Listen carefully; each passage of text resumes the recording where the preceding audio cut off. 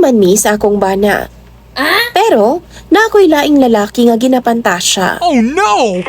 Maayong adlaw kanimo DJ Sam og sa imuhang tigpaminaw og tigtan-aw ning imong programa. Nipada ko sa akong storya, kay mangayo kog tambag sa imuhang mga viewers. Usapod ko sa imuhang followers din DJ Sam since 2024 pa. Itago na lang ko sa pangalang Rose, minyo na ko og dunay anak, isa. Usa day ko ka OFW DJ Sam. Gamayon ko nga pagkababay, morena, sexy, natural nga gwapa. Na ako'y classmate before, way back college pa lang DJ Sam. Itago na lang nato siya sa pangalang Marco. Minyo na pud siya. Duna na siya'y duha ka mga anak, pero buwag na sila sa iyang asawa. Dugay na DJ Sam. 15 ka tuig na kapin. Buutan ni siya nga lalaki. Siya ang pinaka-bright sa among klase kaniadto.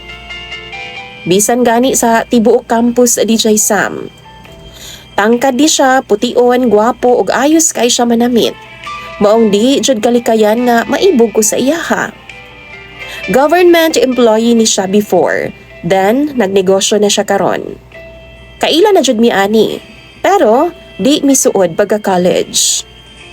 Seryoso kay ni siya DJ Sam tapos misteryoso kay siya nga lalaki tan-awon. Silingan ramig lugar ha, as in duol ra gyud kaayo ang among barangay. Last December 2025, sa diyang wa damha, nagkakontakanay mig balik duha. Nag-chat mi aning tawhana, unexpected kaayo DJ Sam, then nagtuloy-tuloy na. Night times nga nagapangita na ko taga-adlaw sa iyang mga chats sa DJ Sam. Everyday tawagay ming duha tapos nag-chat. Hangtod nga one day, ni-confess siya nga nahulog na daw ang iyang loob sa akoa. What? Parehas jud kay migibati DJ Sam. Kay baw mo, bisan gusto na ako siyang likayan, pero di gyud siya mawa sa kong hunahuna. Hangtod, nailhan na niya ang akong tibuok pamilya. Tapos open na pod kaayo nga makipagstorya ko sa iyang pamilya. And siya pod sa ako ang pamilya. Night times no nga, hilakan ako siya basta mag-away ming duha.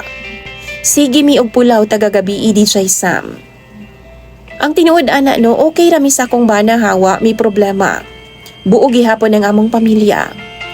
Pero naagi panahon no, nga mas love kaayo nako si Marco kumpara sa akong bana. Karon DJ Sam, magbakasyon ko karong tuiga sa Pilipinas. Tapos gusto ni Marco, makipagkita siya sa akoa. Kung mabasa ni nimo no, magpasalamat gyud kaayo ko.